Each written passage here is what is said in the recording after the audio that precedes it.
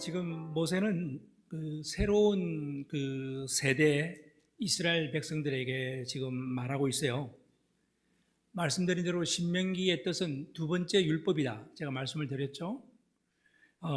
새로운 세대가 지키고 유지해야 할 중요한 내용의 회고에 가깝습니다. 일종의 리뷰죠. 회고록에 가까운 그런 말씀이죠. 이러한 하나님의 말씀의 규범을 주시는 것은요, 우리를 제한시키거나 우리를 억제하기 위해서가 아니에요. 결국은 우리를 위한 것인데, 이렇게 생각하면 됩니다. 우리가 이제 몸이 아파서 병원에 가서 약을 처방받지 않습니까? 약을 처방받으면 이제 약국에 가서 약을 사죠. 그럼 그 약에 대한 설명이 있어요. 반드시 약 처방에 대한 약 사용 복용 설명서가 있지 않습니까? 여러분, 약을 먹을 때 그 설명서에 약은 당신 원하는 대로 마음껏 아무 때나 드셔도 됩니다. 그런 설명서 보셨어요? 없죠? 반드시 어떻게 먹으라는 규정과 법이 있어요. 그 규정과 법은 왜 있을까요? 바로 나를 낫게 하기 위한 거죠. 나를 치유하게 하기 위한 거라는 거 우리는 잘 압니다. 그러니까 이 하나님의 그 규정과 하나님의 법도 마찬가지예요. 왜 이 말씀과 규례와 규정과 법률이 있을까요? 우리를 뭐 하기 위해서일까요? 우리를 위해서예요. 우리를 치유하기 위해서, 우리를 낫게 하기 위해서, 우리를 살리시기 위한 거예요. 우리를 억압하거나 우리를 제한시키려고 하는 게 아니라는 거예요. 여러분 이해되셨죠? 하나님의 이 계명이 왜 있느냐? 자, 근데 오늘 정말 반면에 오늘날 교회에서 이거 하세요, 이거 하지 마세요, 저거 하세요, 저거 하지 마세요. 저는 교회가 그렇게 규정을 하는 것은 저는 옳지 않다고 봐요. 물론 꼭 지켜야 될 건 있죠. 제가 가장 강조하는 게 뭐죠? 주일 성수하십시오. 기도하십시오. 제가 이건 꼭 강조하잖아요. 그 외에 어떤 여러 가지의 것을 교회에서 이거 하라 저거 하라 하는 것은 저는 올바르지 않다고 봐요. 왜냐? 모든 성도는 예수 그리스도와의 그 관계에서 오는 거거든요. 그 관계 속에서 자발적으로 순종이 일어난다는 거죠. 그래서 요한복음 14장 15절 여러분들 잘 아는 말씀이에요. 만일 너희가 나를 사랑하면 내 계명을 지키라. 무슨 말 아시겠죠? 예수님과의 관계예요. 우리가 예수님을 사랑하면 자연히 계명을 지킵니까? 안 지킵니까? 그거죠. 당연히 지키는 거죠. 네. 그러니까 이게 우리가 이렇게 하라 저렇게 하라 안 정해도 주님만 사랑한다면, 그러니까 교회에서는 오로지 하나님을 사랑하는 이 방법을 가르치는 것이 가장 중요한 거죠. 그분과 사랑에 빠지는 거예요. 오늘 저는 여러분도 하나님과의 사랑에 푹 빠지면은 제가 시키지 않아도, 여러분 하나님과의 사랑에 푹 빠지면 얼마나 예배를 잘 드리겠습니까? 하나님과의 사랑에 푹 빠지면 얼마나 이렇게 주일 성수 잘하겠습니까? 제가 간섭 안 해도 되죠. 자, 오늘 1절을 한번 보겠습니다. 다 같이 1절 읽어보겠습니다. 시작. 그런즉 내 하나님 여호와를 사랑하여 그가 주신 책무와 법도와 규례와 명령을 항상 지키라. 이렇게 그런적이라는 말이 있을 때는요, 항상 앞뒤 문맥을 보셔야 됩니다. 모세는 하나님께서 그들을 위해서 하나님께서 행하신 일, 또 하나님께서 어떻게 사랑했고 하나님께서 그들을 어떻게 인도하셨고 이것을 계속 말해왔어요. 하나님께서 너희들을 어떻게 특별히 대했는지 하나님이 계속 말씀하셨어요. 그건 사실이잖아요. 그건 팩트예요. 하나님께서 어떻게 인도하셨는지. 그러면 어때요? 이 팩트에 대한 응답으로서, 하나님에 대한 응답과 반응으로서 우리가 하나님을 사랑하는 게 당연하겠죠. 네. 하나님을 사랑하면 당연히 하나님의 그 규례와 명령을 지키게 되어 있습니다. 마치 약 복용 설명서가 있어서 그 설명서대로 하면 우리가 치료되듯이 말이죠. 자, 모세가 전하고자 하는 그 전체 흐름을 위해서 제가 이 시간에 여러분들이 2절부터 7절까지는 한번 쭉 읽어보겠습니다. 모세가 전하는 흐름을 제가 끊지 않기 위해서 한번 쭉 읽어볼 텐데 한번 같이 한번 읽어주시면 좋겠어요. 자, 2절부터 7절까지입니다. 자, 너희의 자녀는 알지도 못하고 보지도 못하였으나 너희가 오늘날 기억할 것은 너희의 하나님 여호와의 교훈과 그의 위엄과 그의 강한 손과 표심팔과 애굽에서 그의 왕 바로와 그 전국에 행하신 이적과 기사와 또 여호와께서 애굽 군대와 그 말과 그 병거에 행하신 일, 곧 그들이 너희를 뒤쫓을 때에 홍해물로 그들을 덮어 멸하사 오늘까지 이른 것과 또 너희가 이곳에 이르기까지 광야에서 루벤 자손 엘리압의 아들 다단과 아비람에게 하신 일, 곧 땅의 입을 벌려서 그들과 그들의 가족과 그들의 장막과 그들을 따르는 온 이스라엘의 한 가운데에서 모든 것을 섬기게 하신 일이라. 너희가 여호와께서 행하신 이 모든 큰 일을 너희의 눈으로 보았느니라. 그러니까 스토리가 연결되기 때문에 제가 한번 쭉 읽어드렸습니다. 같이 읽어보았습니다. 근데 조금 번역이 조금 아쉬운 게 하나가 있어요. 여기 2절에 보게 되면요, 이 원어대로 제가 여러분들에게 해석을 그대로 한다면은 나는 알지도 못하고 보지도 못하는 너희 자녀들에게 말하는 게 아니야 라는 게 빠져 있어요. 다시 한번, 나는 알지도 못하고 보지도 못하는 너희 어린 자녀들에게 말하는 것이 아니라 바로 이미 장성한 너희들에게, 어른들에게, 성인들에게 내가 이 말을 한다. 이게 강하게 있는데 이게 본문이 좀 해석이 너무 없었어요. 제가 여러분들에게 말씀을 드린 거예요. 모세는 하나님의 그 강한 펴신 팔로 역사하신 것을, 그걸 목격한 자. 그러니까 지금 뭐예요? 지금 이제 차세대들이 지금 자라가지고 광야 40년 생활 지나고 나니까 그들이 이제 어른이 되지 않겠습니까? 지난 38년, 40년 전에는 그들이 어린아이였어요. 어린아이. 근데 그들이 지금 자랐어요. 또 그들이 자라서 결혼도 하고 자녀를 또 두었어요. 그러니까 그 자녀에게 말하는 게 아니라 바로 성장한 너희들, 어른들 2세대, 바로 너희들에게 지금 내가 이 말을 하는 것이다. 왜 이 말을 그들에게 하죠? 그들은 지난날 비록 어렸지만 홍해의 기적을 직접 보았어요. 어렸지만 어릴 때 그걸 경험했어요. 애굽의 군대들이 수장되는 것을 눈으로 목격했어요. 광야에서 하나님의 숱한 기적을 그들이 경험을 했어요. 얼마나 인상적이었겠습니까? 평생 잊지 못할 거예요. 그들이 이제는 어른이 되었습니다. 여러분, 하나님의 기적을 잊었을까요? 안 잊었을까요? 여전히 기억하고 있겠죠. 바로 너희들에게 내가 이 말을 한다. 바로 오늘 본문이 2절부터 7절까지 내용을 쭉 모세가 그 이야기를 하고 있습니다. 제가 왜 이걸 강조합니까? 우리가 혹시 설교를 듣다가 혹시 이런 일이 있지 않나요? 야, 저 설교는 우리 아들이 들으면 좋겠어. 저 설교는 우리 손자가 들으면 참 좋겠어.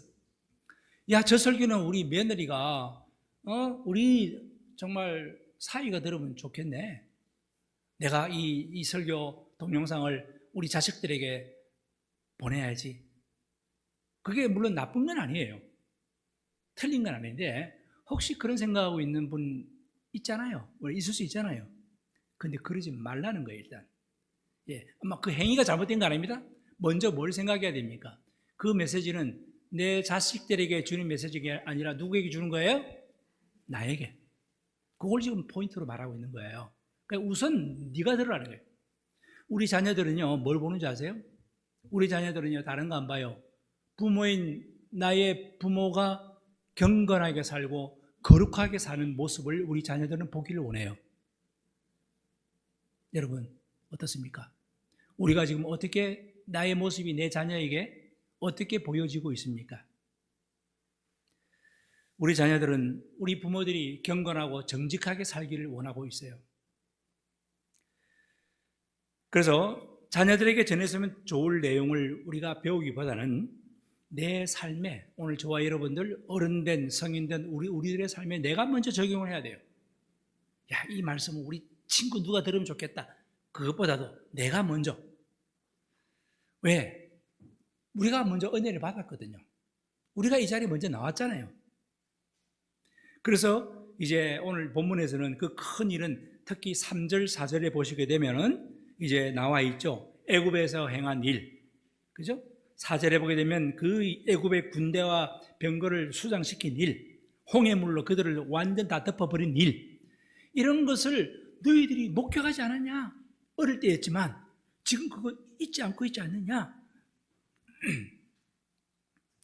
그리고 5절에서 7절 다시 보시게 되면요, 또 하면서 다른 스토리를 또 이야기를 해요. 너희가 이곳에 이르기까지 광야에서 너희에게 행하신 일, 6절에 보게 되면요, 루벤 자손의 엘리압의 아들 누가 나오죠? 다단, 아비람, 두 사람이 나와요. 여기 한 사람이 중요한 인물이 빠졌어요. 고라. 여기 고라가 들어가야 돼요. 원래는 왜 빠졌는지 저는 잘 모르겠어요. 이게 왜냐면 민수기 16장을 보면 나와요. 이 스토리는 어디라고 해야 하지? 민수기 16장입니다. 간략하게 말씀드릴게요. 민수기 16장에는요, 이 고라, 다단, 아비람 이 사람들도요 제사장 출신입니다. 고앗 자손이고요, 그들도 모세와 같은 그 계열의 그 집안이라고 할 수 있어요. 근데 이제 그들에게 맡은 일이 다른 거죠.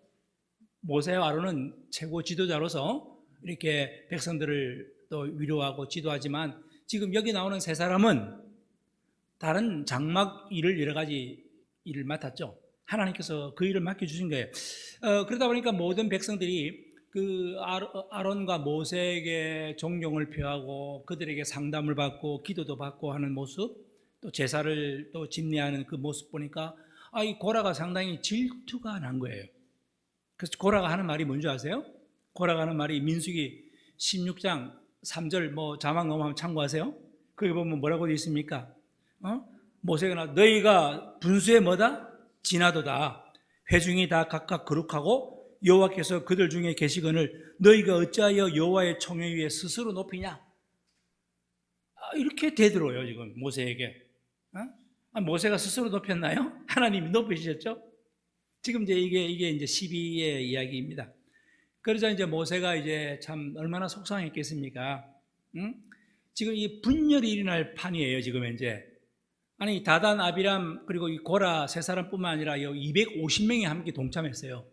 그 제사장 계열 레이지파 사람들이 250명이 같이 모반을 일으키고 있다 이 말입니다. 민수기 16장을 우리가 다 살펴볼 수는 없지만 이미 우리가 민수기 16장은 지난날 다 우리가 상고했죠. 기억을 한번 꼭 더듬어 보세요. 그래서 여러분 어떻게 됐나요? 나중에 하나님께서 어떻게 하실지 한번 보자. 너희들이 향로를 다 들고 나와서 이제 한번 서라. 그래서 그 다음날 아침에 향로를 들고 250명이 다 들고 나왔어요. 여러분 결국 어떻게 된지 아시잖아요. 땅이 갈라지고 결국은 그 250명 그 고라, 다단, 아비람은 몰살했어요. 멸망했어요. 그 모든 집안의 가족들도 다 몰살했어요. 하나님께서 갈라진 그 백성들, 거역한 백성들을 몰살시켰죠.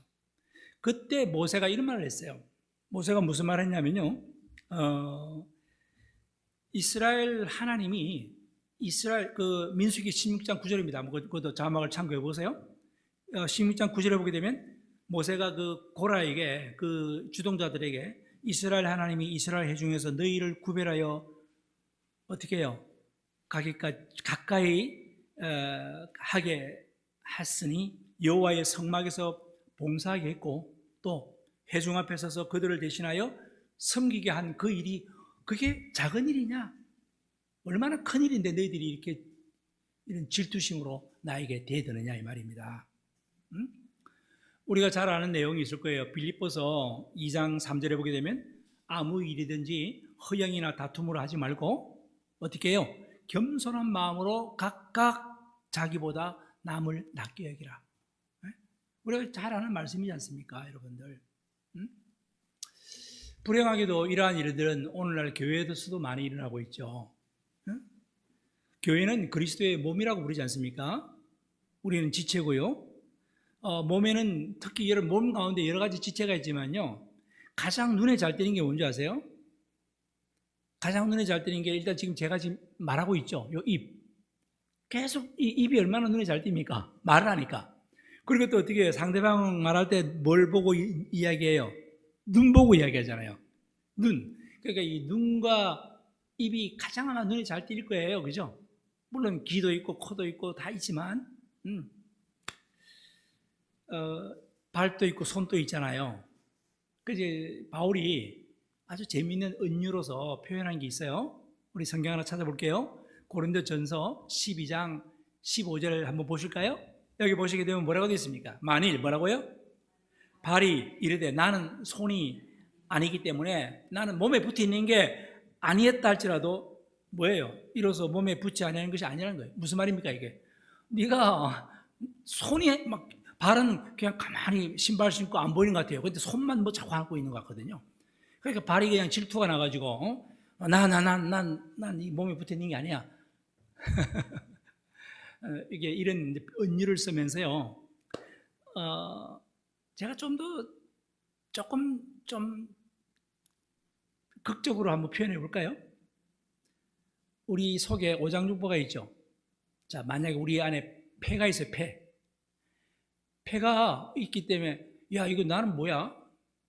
나도 좀 사람들에게 보이고 싶어. 응? 나 왜 항상 나는 속에 갇혀가지고 이렇게 있는 거야? 나도 사람들에게 보이고 싶어. 난 나갈 거야. 어때요, 여러분들? 우리 다른 사람의 폐를 보는 거 좀 역겨울 것 같은데요? 그죠? 폐가 나오면 죽어요. 정말 모든 지체가요, 다 소중하잖아요. 각자 역할이 있어요. 위치가 있어요. 네. 중요한 역할이 있어요. 그러니까 모세가 아까 민수기 16장 9절에 그랬잖아요. 너희들이 맡은 일이 그게 얼마나 소중한 일인데 그걸 그렇게 대수롭지 않게 여겨서 나한테 이렇게 대드냐. 그래서 하나님께서 결국 그들을 삼켜버렸지 않습니까, 여러분들? 자, 오늘 이 본문 그냥 지난날 이제 여기 오늘 마치 본문에 그 10몇 절이죠? 본문의 그 5절과 6절 특히 이게 이 다단과 아비람에 대한 이야기가 나오니까 여러분들에게 이 지난날 민수기 16장의 스토리를 연관해서 이 말씀을 보셔야 되기 때문에 말씀을 드립니다. 참 중요한 일을 맡았는데 고라는 그걸 모르고 다른 사람 거를 더 정말 보고 탐을 내다가 이런 비참한 결과를 맞이했다는 거 우리가 잘 알고 있습니다. 자, 우리 7절 한번 다시 한번 읽어봅시다. 다 같이 7절 크게 좀 읽어주세요. 7절 시작. 너희가 여호와께서 행하신 이 모든 큰일을 너희의 눈으로. 여기에 좀 중요한 단어가 중요한 문장이 있어요. 뭐예요? 여호와께서 한 큰일을 너희 눈으로 보았다. 너희 눈으로 보았다. 여러분, 단도직입적으로 질문할게요. 여러분들의 눈으로는 무엇을 보았어요? 여러분의 눈으로는 하나님의 하신 일에 대해서 어떤 것을 지금 보고 있습니까? 여러분들의 삶 가운데에서 여러분의 눈으로 하나님이 하신 일을 지금 목격한 것이 무엇인가요? 만약에 하나님이 하신 그 일이 있다면 바로 그것이 여러분들의 간증이에요. 여러분들의 간증이요, 여러분들의 스토리예요. 저는 여러분들 개인 뭐 잘은 모르지만 그래도 어느 정도 스토리를 다 알고 있어요. 제가 이 본문을 가지고 기도할 때, 야, 우리 어느 집사님은, 어느 우리 권사님은, 어느 우리 성도님은 참 하나님께서 이렇게 하셨구나. 지난날 저렇게 하셨지. 또 하나님께서 그렇게 만지셨어. 역사하셨어. 제가 이거 하나하나 기도할 때요, 참 감동이 몰려왔습니다. 근데 이건 제만 감동하니까 할 게 아니라 여러분들의 그게 간증이 되면 좋겠어요. 여러분 한번 잘 돌아보실래요? 지난날? 여러분들 오늘 본문에 나온 대로 너희의 눈으로 뭘 보았냐 이거예요. 지난날 하나님께서 여러분들에게 은혜를 많이 베푸셨어요. 많이 베푸셨다고요. 그게 바로 여러분들이 뭐가 되어야 된다? 간증이 되어야 된다.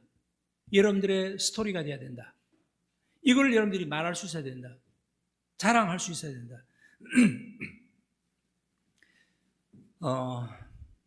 우리의 간증은요, 사도 요한이 이런 말을 했어요. 요한 1서, 아주 유명한 말이죠. 요한 1서 1장 1절인데 한번 읽어볼까요? 자, 이 구절 우리가 좀 외워도 좋은 구절인데요. 다 같이 한번 읽어봅시다. 태초부터 시작. 태초부터 있는 생명의 말씀에 관하여는 우리가 들은 바요, 눈으로 본 바요, 자세히 보고 우리 손으로 만진 바. 세 가지의 이 감각적인 내용 어때요? 들은 바요, 본 바요, 만진 바라. 이 세 가지. 이것이 바로 우리의 간증이 돼야 돼요. 내가 보고 듣고 경험한 것이 여러분들의 간증거리가 돼야 된다 이 말입니다. 여러분, 베드로도요, 내가 아침 기도회 때 아마 이 설교한 것 같은데, 베드로도 그 어마어마한 광경, 베나산의 광경, 예수님이 천국의 형상을 가지고 모세와 엘리야와 대화하는 장면이 베나산에서 일어났어요. 그게 마태복음 17장 알죠? 그죠? 마가복음 9장에도 나오고, 아무튼 이 모습을, 이 광경을 베드로가 보았어요. 베드로가 보고 너무너무 황홀한 지경에 이르렀죠. 천국을 보았으니, 육신의 몸으로 하나님을 보았으니, 이거 그 느낌이 어땠을 것 같아요? 그 베드로가 이런 고백을 해요. 베드로 후서 1장 16절에서 18절 차근차근 읽어보실래요? 한번? 자, 베드로 후서 1장 16절 18절. 우리 주 예수 그리스도의 능력과 강림하심을 너희에게 알게 한 것이, 이게 뭐예요? 교묘하게 만든 이야기가 아니라 이게, 그의 크신 위엄을 친히 봤다. 그 베나산의 그 광경을 베드로는 내 눈으로 직접 봤다 이거예요. 눈으로 본 바요, 귀로 들은 바요, 경험한 바예요. 그 다음에 17절 읽어보실래요? 다 같이 지극히 시작. 지극히 큰 영광 중에서 이러한 소리가 그에게 나기를, 이는 내 사랑하는 아들이요 내 기뻐하는 자라 하실 때에 그가 하나님 아버지께 존귀와 영광을 받을. 이것이 변화산의 이야기지 않습니까? 지금 똑같잖아요. 이걸 베드로가 직접 경험한 걸 이야기한 거예요. 마지막 18절 한번 더 읽어볼까요? 시작. 이 소리는 우리가 그와 함께 거룩한 산에 있을 때에 하늘로부터 난 것을, 오케이, 눈으로 본 바요, 들은 바요, 경험한 바요. 베드로가 이걸 그대로 자기의 간증으로 이야기하고 있잖아요. 지금 베드로 후서 1장 16절 이걸 기록하고 있잖아요. 사랑하는 성도님들, 여러분들에게도 이러한 하나님을 경험하는, 눈으로 보고 들은 이 놀라운 스토리가 여러분들의 삶에도 있게 되기를 바랍니다. 이게 있어야 돼요. 우리에게. 우리가 대화하는 건 이거예요. 오늘 예배 이후에 말씀 나누는 것도요, 이걸 나눠야 돼요.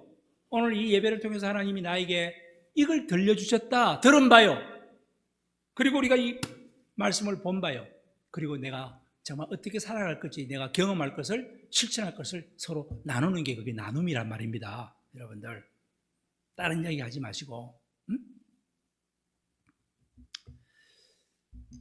예수님께서 지난날 오병이어 물고기 2마리, 보리떡 5개로 군중들을 먹이실 때, 그때의 예수님의 이미지는 어떻게 여러분들에게 각인되어 있습니까? 그게 느껴지는 거잖아요. 예수님이 또한 그 나사로를 살리실 때, 그때 예수님의 모습에 여러분들은 어떤 느낌을 갖게 됩니까? 예수님이 한 번은 예루살렘 성을 향해서 눈물을 흘리세요. 예루살렘아, 예루살렘 하면서 슬피 울고 계십니다. 그 모습을 보실 때 그 예수님의 모습을 여러분들에게 어떻게 새겨지고 있습니까? 어떤 걸 경험하게 되나요? 하나님이 보여야 됩니다.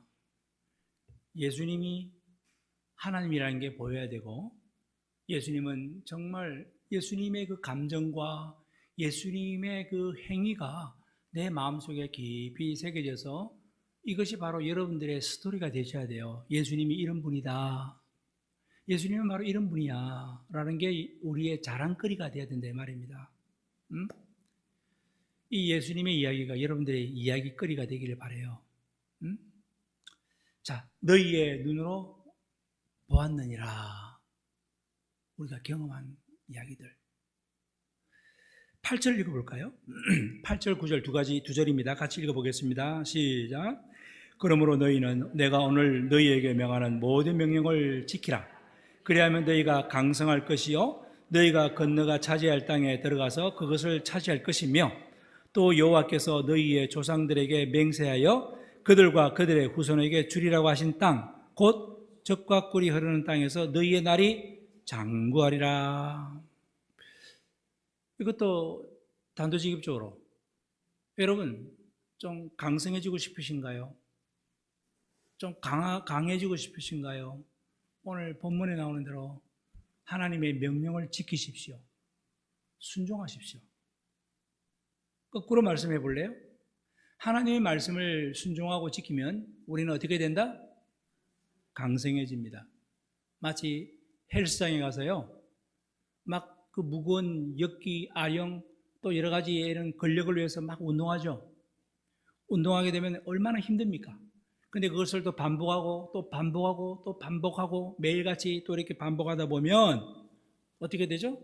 근육이 생기듯이 우리가 하나님의 말씀을 지키고 또 지키고 하나님의 말씀을 또 묵상하고 또 지키다 보면 여러분들 영적인 믿음의 근육이 생깁니다. 바로 이거예요, 여러분들. 응? 믿음의 근육. 순종은 이러한 강함을 가져다 줘요. 다시 한번. 여러분 강성해지고 싶으신가요? 그러면 뭐 하라 다 같이? 말씀을 어떻게 하라? 지키고 순종하라. 됐습니까? 한 가지라도 지키십시오. 하나 지키고 또 지키고 또 지키다 보면 어떻게 된다? 뭐가 생긴다? 믿음의 근육이 생긴다. 네. 순종은 강함을 가져다 줍니다. 다 같이 따라해 보세요. 순종은 강함을 가져다 줍니다. 시작. 순종은 강함을 가져다 줍니다. 자, 10절, 12절 보실래요? 네가 들어가 차지하려는 땅은 네가 나온 애굽 땅과 같이 아니하니 거기에서는 너희가 파종 후에 발로 물대기를 채소밭에 댐과 같이 하였거니와 너희가 건너가서 차지할 땅은 산과 골짜기가 있어서 하늘에서 내리는 비를 흡수하는 땅이라. 여러분 이게 이제 발로 물대기라는 거 제가 설명드릴 겁니다. 이 구절은요, 참 이스라엘에 가게 되면 이 구절을 읽으면 상당히 실감 날 겁니다. 왜냐하면요, 애굽과 이스라엘 지금 비교하고 있잖아요. 그들이 지난날 애굽 종살이 할 때 애굽에서는요 어떻게 살았느냐? 예, 여기 보게 되면 발로 물대기라고 되어 있죠. 그렇게 살았어요. 자, 애굽에는요 강수량이 되게 적어요. 이 나일강 삼각지 아주 풍성한 걸 여러분 생각하고 있잖아요. 직접적인 강수량은요 2.5cm밖에 안 됩니다. 예, 아주 작아요. 그럼 뭐 어떻게 해? 그러나 1년에 한 번씩 범람하는 그 이제 나일강 범람하는 거기에 이제 그 평원에다가 이제 물 대주는 이 관계 수로가 상당히 많이 발달되어 있어요. 애굽이 그렇게 놀라운 찬란한 문명을 이룰 수 있었던 것은요, 바로 이러한 그 관계 수로 농업의 발전 때문에 이제 거기서 나온 거죠. 그렇게 할 수 있었던 것이 바로 뭐냐면 10절입니다. 오늘 10절에 제가 아까 여러분들 제가 설명한다고 했죠. 파종한 후에 뭐라? 발로 물대기를 채소밭에 또 댐과 물을 다 댔다 이 말입니다.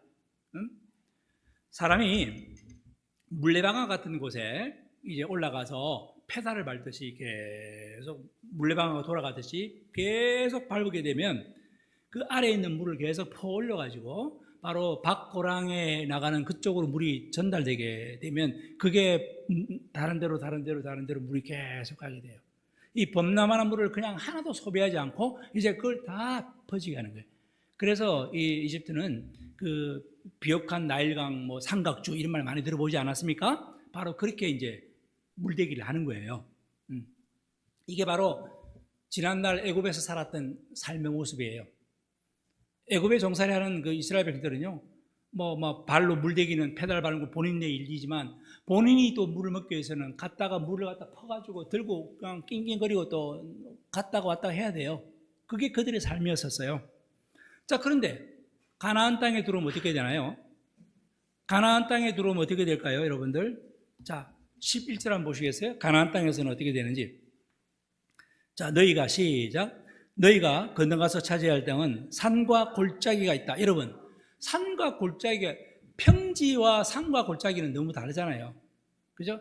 이집트는 평지이지만 산과 골짜기는요, 이렇게 조금 전에 말씀드린 물레방아로서 갖다 페달로 물레방아 돌려서 물 대기가 좋지 않아요. 그래서 거기는 어떻게 합니까? 어떻게 해요? 11절 중간 읽어 보실래요? 어디에서 내리는 비? 하늘에서 내리는 비를 흡수하는 땅이다. 이게 그냥 그야말로 하늘에서 비를 내리는 걸 그대로 받아 살아가는 그 가나안 땅에서 약속의 땅은요, 하늘에서 물을 내려줘야 되는 거예요. 비를 내려줘야 되는 그런 거라 말씀하고 있습니다. 그게 11절 전반부에 산과 골짜기가 있다고 하는 것은 험준한 그런 아주 지형이기 때문에 관계 수로가 쉽지가 않아요. 이집트처럼 그렇게 쉽지가 않아요.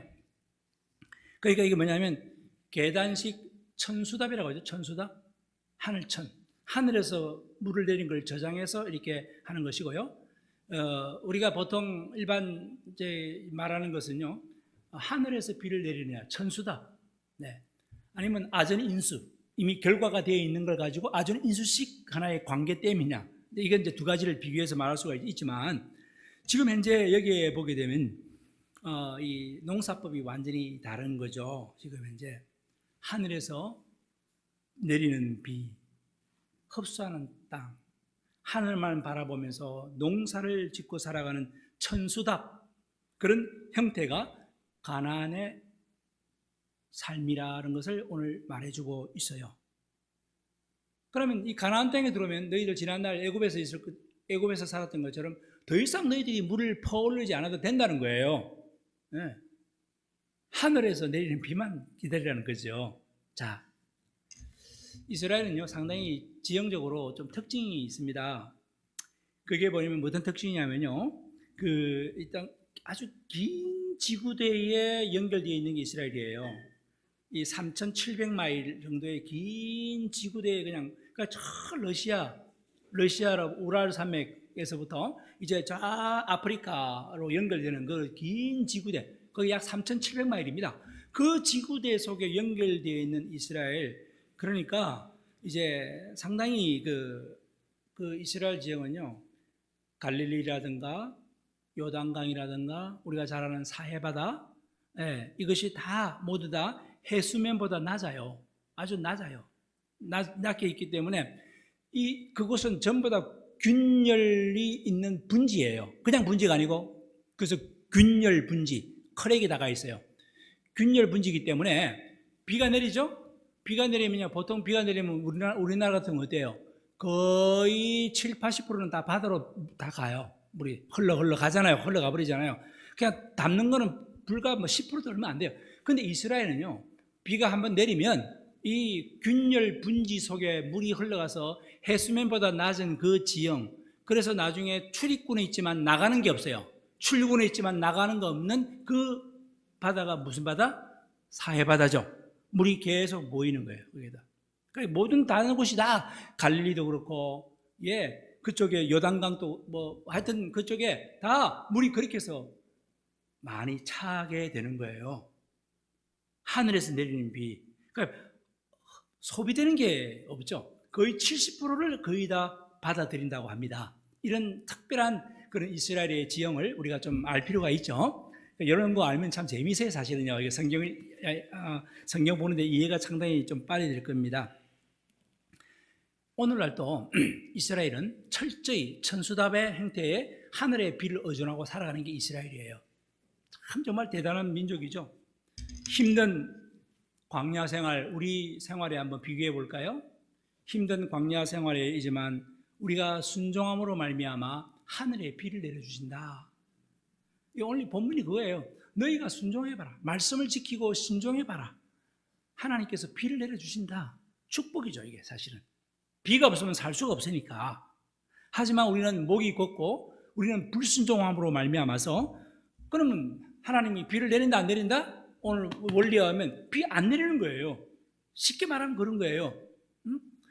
상당히 좋은 거리 아닙니까? 너희들이 지키고 순종하면 비 내리고, 지키지 않고 목이 곧게 그렇게 버티고 있으면 비를 안 내리고, 뭐 아주 단순한 거래예요. 저는 이게 좋은 거래라고 생각합니다.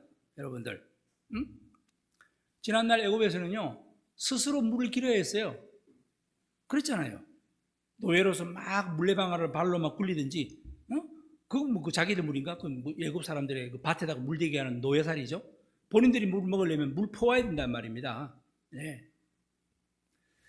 자, 이때 지금 또 단도직입적으로 여러분들에게 메시지를 한번 전하고 싶어요. 여러분들은 어떻게 살고 싶으세요? 계속 물 퍼다가 계속 그렇게 되실 건가요? 아니면 하늘에서 내리는 비를 정말 받으며 살아가실 건가요? 계속 펌프질하면서 물을 기르면서 사실 건가요? 아니면은 하늘에서 쏟아 부어지시는 그 은혜의 비로 살아갈 건가요? 아니, 어떻게 살아가고 있습니까? 어떻게 살아갔습니까? 앞으로 어떻게 살아갈 겁니까? 여러분, 오늘날 교회 생활도 마찬가지예요. 자꾸 사람들을 막 펌핑업이라고 하죠. 펌핑유업, 펌핑업. 자꾸 펌 이렇게 흥분시키고 긴장. 제가 이제 오래전이지만 그렇게 오래도 안 됐습니다만 제가 어느 집회에 간 적이 있는데 갔더니 뭐 찬양부터 시작해서 뭐 이게 설교하는 설교자도 그렇고 모든 인도자도 펌핑업 계속 흥분시키고 계속 그 도가니 속으로 몰아가는데 그거 안 하면 이상한 사람이 되겠더라고요. 같이 거기서 막 전부 다 그렇게 막 저 상당히 그 바람직하지 않다고 생각해요. 여러분들, 저는 주님께서 오늘 또 저에게 부어주시는 은혜가 저는 좋아요. 저는 여러분들 이렇게 오늘 뭐 많은 분들이 못 오셨지만 괜찮아요. 이제 저는 아예 그게 초월해 버렸으니까 이제는요. 여러분들 이 자리에 계신 여러분들에게 그냥 하나님께서 하늘에서 내리는 쏟아부어지는 그 은혜가 여러분들에게 뭐 단비든 소낙비든 여러분들에게 내려지시기를 간절히 바랍니다. 여러분들, 우리는 그렇게 살아야 됩니다. 여러분들. 그래서 12절을 한번 보시게 되면 이런 말이 나오죠. 네, 하나님, 우리 12절 읽어봅시다. 시작. 내 하나님 여호와께서 돌보아 주시는 땅이라 연초부터 연말까지 내 하나님 여호와의 눈이 항상 그 위에 있느니라. 여기 보면 참 또 너무나도 좋은 표현들이 많죠. 여호와의 눈, 연초부터 연말까지 우리 하나님의 눈이 항상 그 위에 있다. 여러분, 이런 문장은 여러분들이 한번 또 줄을 치셔야 되겠죠. 자, 이 말이 무슨 말이죠? 하나님은 항상 알고 있다 이 말입니다. 하나님은 항상 우리를 눈동자처럼 감찰하신다, 돌보신다 이 말입니다. 여러분들을 알고 있어요. 하나님은 여러분들을 돌보시고 계십니다. 여러분, 이것이 지금 12절 말하는 이것이 뭐냐면요, 약속의 땅에서 누릴 수 있는 가장 영적인 특징이 바로 요예요. 자, 약속의 땅에서는 뭐라고요? 하나님이 눈동자처럼 우리를 살피시고 다 알고 계신다. 그래서 이게 여호와의 눈이 항상 그 위에 있느니라. 여러분, 이건 의인화죠. 하나님의 눈이라고 말하니까 진짜 뭐 우리가 생각하는 우리 인간처럼 눈이 이렇게 큰 눈이 있는 거 이렇게 생각. 이건 성경에서 표현한 의인화라고 하지. 의인화가 뭡니까? 신을 하나님의 그 이미지로 표현할 때 쓰는 방법이잖아요. 성경에는 이런 의인화가 많이 나와요. 뭐 몇 가지만 얼른 찾아볼게요.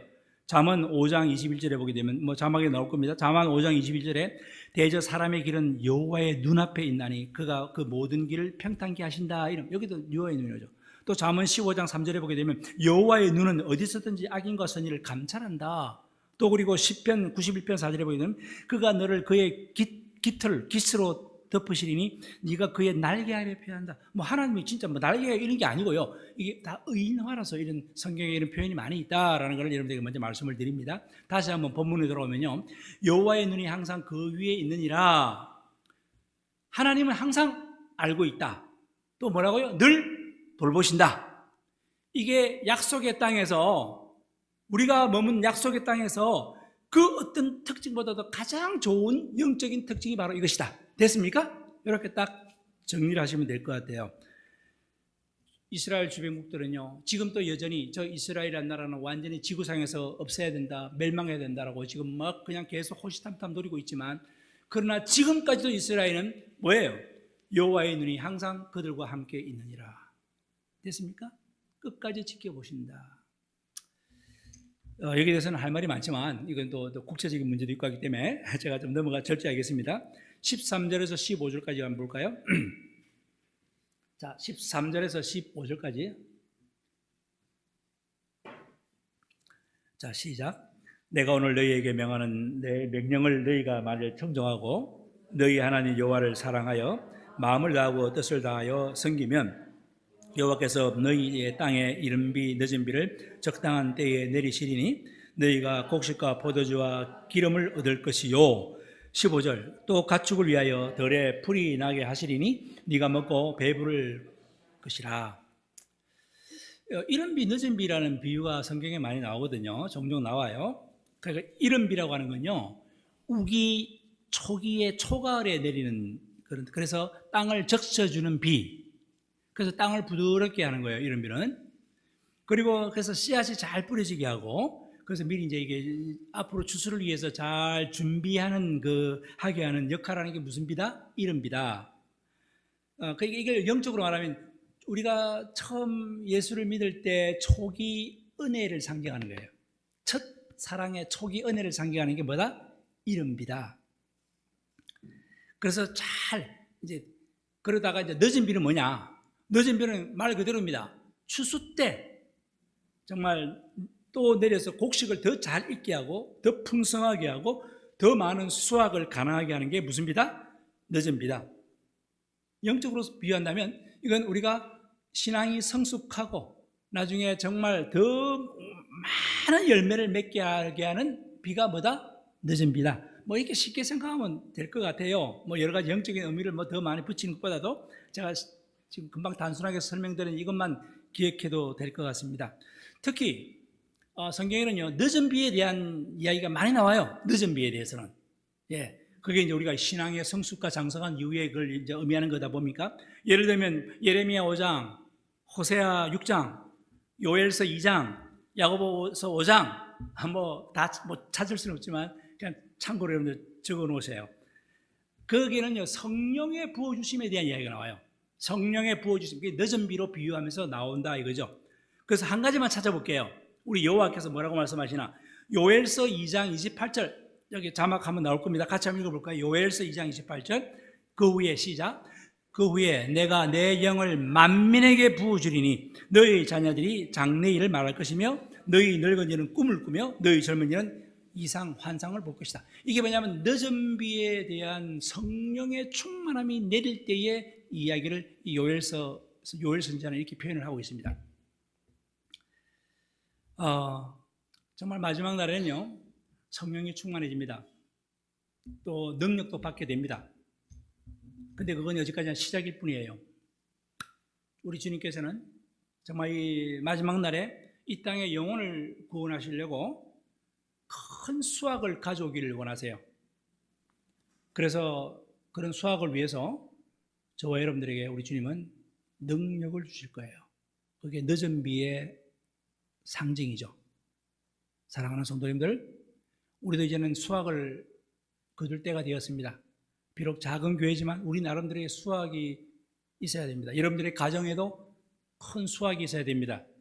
늦은 비의 은혜가 있기를 바라고 그 성령의 임함을 사모하는 저와 여러분들이 되기를 바랍니다. 정말 오늘 이 말씀을 붙잡고요. 이런 일들은요, 성경에 참 많이 나타납니다. 아까 말씀드렸죠? 막 흥분시키고 고조시키고 사람들을 막 익사이링 시키면서 펌핑업 하면서 그런 모임, 이거 성경에 대표적으로 어디 나오죠? 뭐 많이 나오죠. 성경에 대표적으로 그 갈멜산 사건 알잖아요, 여러분들.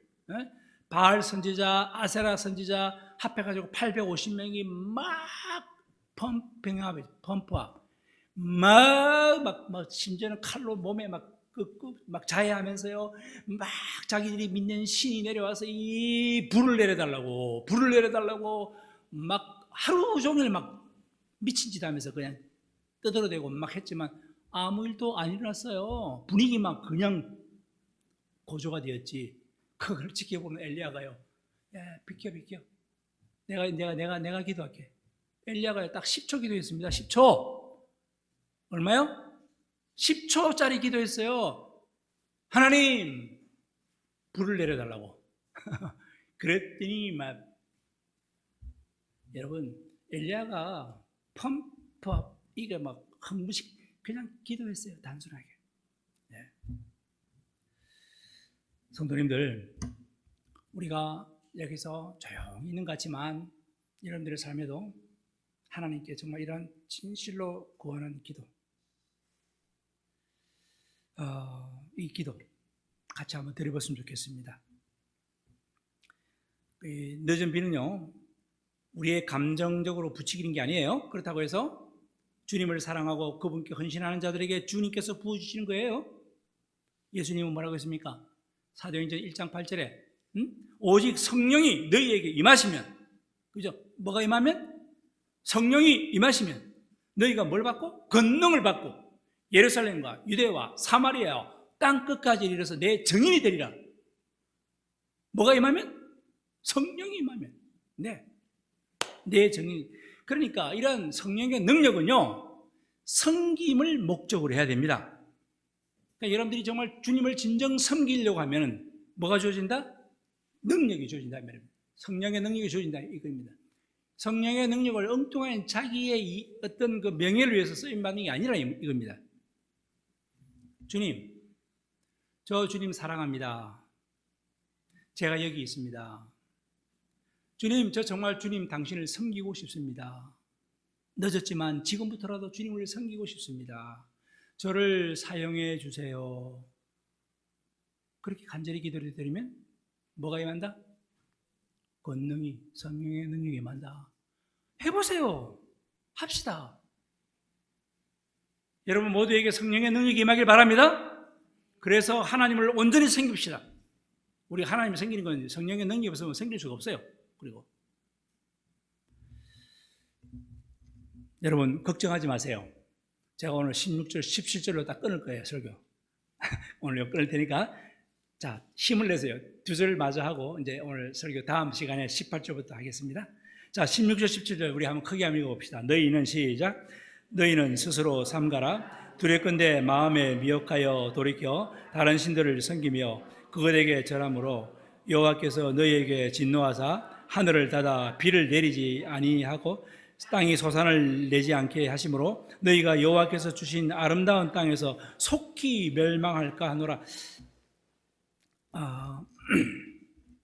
주님께서는 정말 아까 말씀드린 대로 진정으로 자기를 섬기는 자에게 성령의 권능을 주시지만 우리가 돌아서서 뭐 나의 어떤 취미나 나의 욕망이나 어떤 또 육신의 신들을 우리가 만약에 섬긴다면 그 부어주심은 스탑.